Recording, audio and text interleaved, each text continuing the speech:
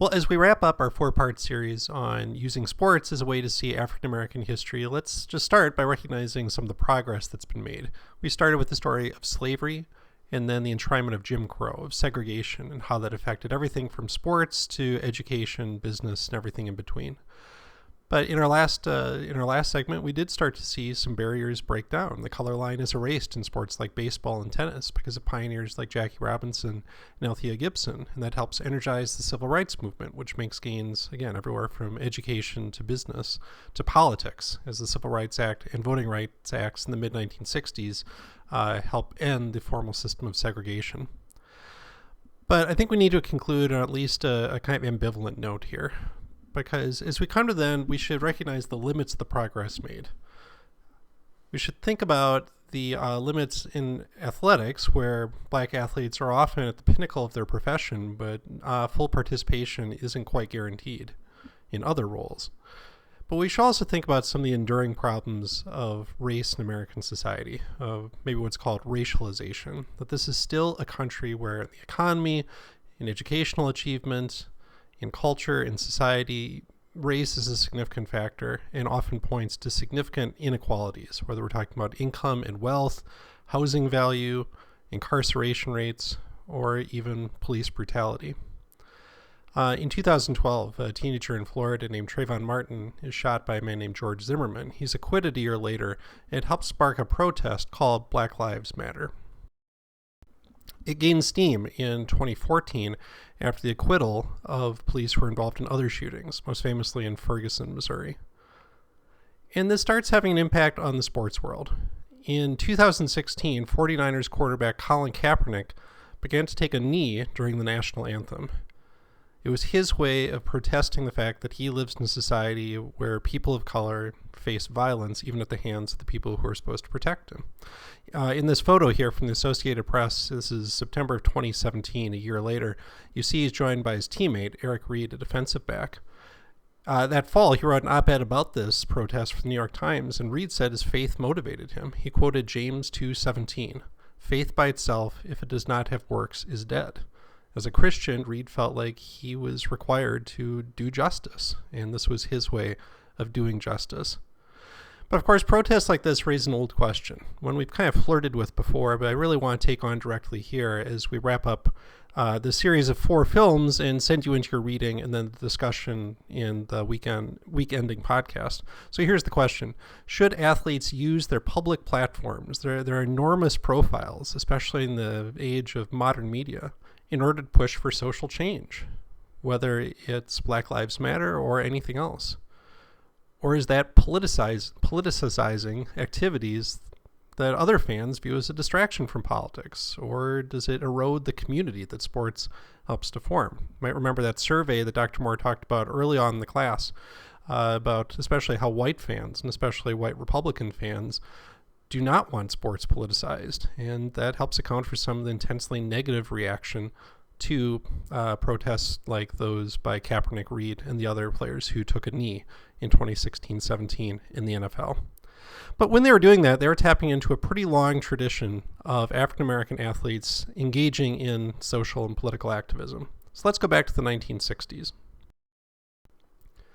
So when we last left off the story of the Civil Rights Movement, it was the mid-1960s. Congress had passed legislation ending segregation. Voting rights were being protected. You'd had symbolic achievements. I mentioned the 1966 NCAA tournament victory by Texas Western, which had 5 black starters.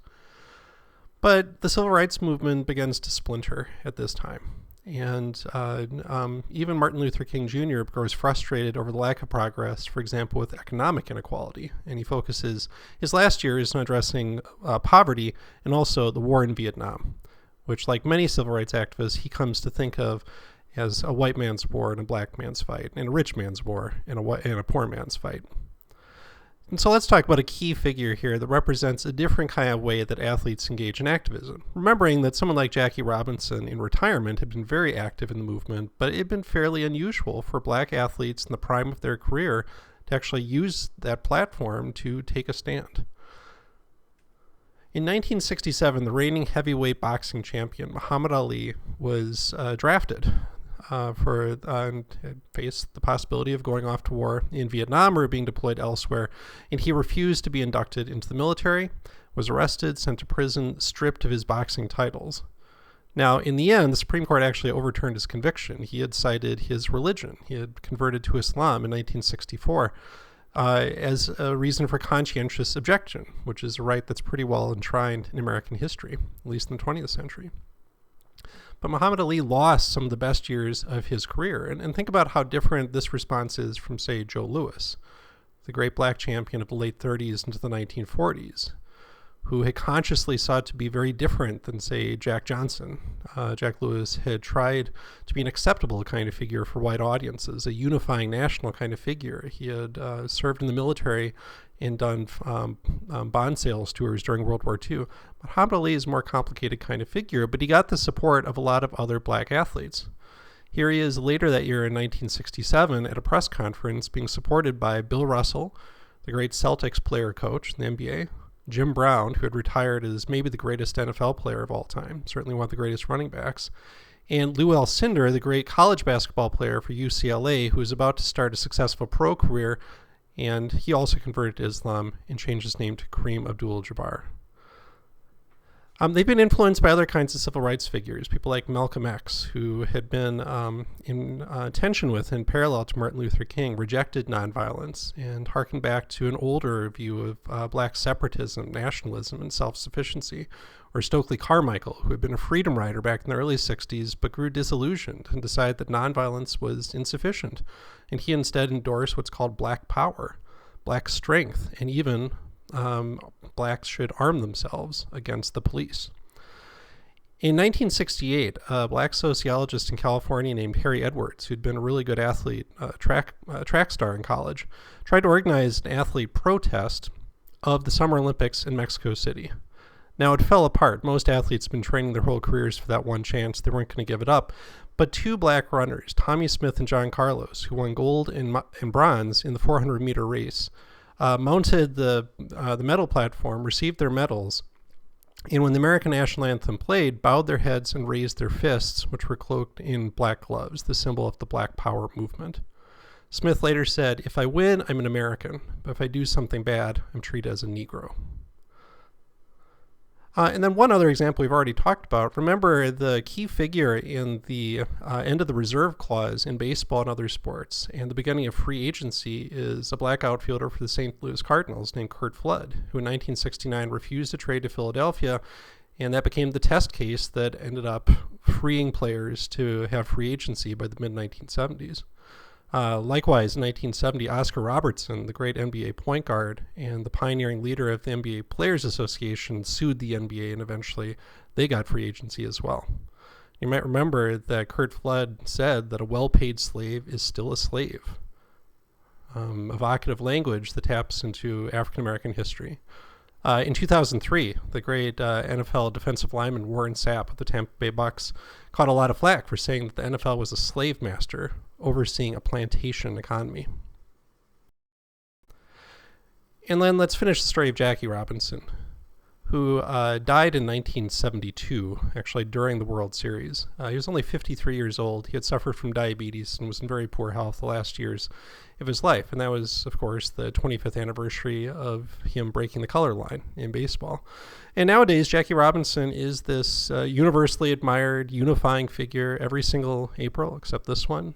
Major League Baseball takes a day where all players, white, black, Latino, Asian, wear the number 42 in tribute. And it's really almost like civil religion. You see here a picture of Fenway Park, Red Sox players, standing at attention during the national anthem wearing Jackie Robinson's number. But in 1972, Jackie Robinson published his memoir. It was called I Never Had It Made. I just wanted to read you a little bit of the preface. So he recalled being at the 1949 World Series, with which the Dodgers lost to the Yankees. And it should have been the pinnacle of his career. The star player on the best team in the National League was a black man in 1949. But as he looked back 23 years later, he was pretty disillusioned. Here's what he wrote. The air was sparkling. The sunlight was warm. The band struck up the national anthem. The flag billowed in the wind. It should have been a glorious moment for me as the stirring words of the national anthem poured from the stands. Perhaps it was, but then again, perhaps the anthem could be called the theme song for a drama called The Noble Experiment. Today, as I look back on that opening game of my first World Series, I must tell you that it was Mr. Rickey's drama, Branch Rickey, the general manager of the Dodgers. It was his drama. I was only a principal actor. As I write this 20 years later, I cannot stand and sing the anthem. I cannot salute the flag. I know that I am a black man in a white world. In 1972, in 1947, at my birth in Georgia in 1919, I know that I never had it made. Think of the impact of those words. This is a military veteran, someone who had served during World War II. But as a black man who had lived through the integration of baseball, the civil rights movement, and then as it started to fall apart in the late 60s, Robinson was deeply disillusioned and said that he can't sing the anthem, he can't salute the flag. So think of that the next time there's a take a knee protest. That's where Jackie Robinson ended up at the end of his life. By the way, the last public statement Robinson made was actually at the World Series that year. They did a ceremony, and he gave a brief statement, and he used that occasion for one last act of protest. He complained that by that point, 25 years after he had integrated baseball, there still were no black managers in baseball. Now, a few years later, that changed. The great outfielder Frank Robinson was hired first by the San Francisco Giants and then later by the Cleveland Indians, and he integrated the ranks of managers and coaches, and that started to show up in other sports as well. But this does point to an enduring limitation of integration. Let me just show you a study from last year. This is from the Institute for Diversity and Ethics in Sports. I think it's at the University of Central Florida, and every year they give a report card to the different pro sports and to the NCAA. And they measure diversity, not just racial, ethnic, but also women and men, LGBT, and I just want to pull a few numbers out. So in 2019, in the three major professional sports in America, notice that there is pretty significant numbers of persons of color in all of these sports. In the NBA and the NFL, it's over 70%, and a lion's share of those players are African American. Major League Baseball, it's 41%, but the percentage of black players has actually dropped significantly, almost precipitously in the last 20 to 30 years. Back in the 60s, 70s, probably 15 to 20% of baseball players were black. Now it's more like 7 or 8%. Most of that 41% number is actually Latinos, which is covered to some degree in your Davies reading. He'll talk about pioneering players there like Roberto Clemente.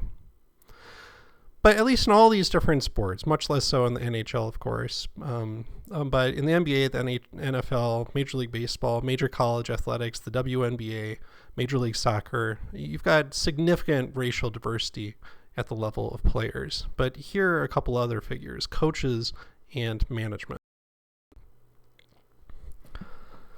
And so there's been progress here. This is different than it was in 1972 when Jackie Robinson complained about baseball's managerial ranks being lily white.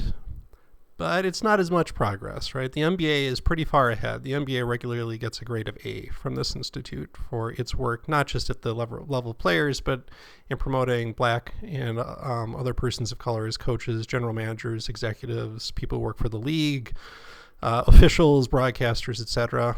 Much less true in the NFL and Major League Baseball, which by revenue are the two biggest sports in the United States. And here, just let me also add one other layer. I didn't put in owners here, but right now in the NFL, there are only two persons of color who are majority owners. That is, they own more than 50% of their teams. Both are Asian American. There are no African American owners in the NFL.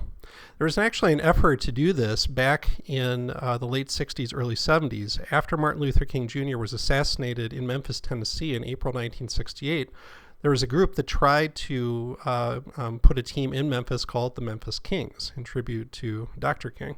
And it was not only going to have black players, but black coaches, black executives, and black ownership. And the NFL never decided to go in that direction. In Major League Baseball, there's only one person of color who's majority owner, Artie Moreno of the Los Angeles Angels. But there are no African-American owners. The closest you get, former Yankee shortstop Derek Jeter and former NBA star Magic Johnson are part of ownership groups. In the NBA, there is only one black majority owner, and you probably know him by sight. You might not have known that he owns a team, and that's Michael Jordan. And so here's where I want to close. As we get to the end of the 20th century, again, a sign of progress, think about most sports have as one of their superstar players an African American or many African Americans. Of course, Michael Jordan, it's easy to see that in basketball.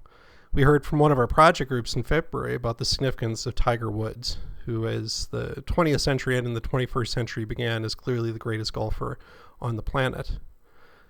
And you can read in Davies about their prosperity and their impact and their value in marketing and in business and the way they advanced their sports. But it's controversial in some ways. These are not necessarily athletes who are activists. They've got business interests to look out for. They've got a brand to protect that has white fans and white consumers. And so I'll close with a quotation from Harry Edwards, the sociologist who tried to organize the Mexico City protest. 30 years later, he said this. This is actually in your Davies reading. Today's black athlete is very different. Their identity is different. They live in a rich, largely white world, a world where black individuality is tolerated so long as it is without reference to the black community. If you ask them about the history of the black athlete, many couldn't tell you much. They don't find that history relevant to their world. Well, I hope you found this history relevant and interesting. Hopefully it sets you up well for the chapters you're reading in Davies and for the assignments you're going to do first individually as a group, and as we wrap up our week's look at race and sports with the podcast later this week. Thanks for listening.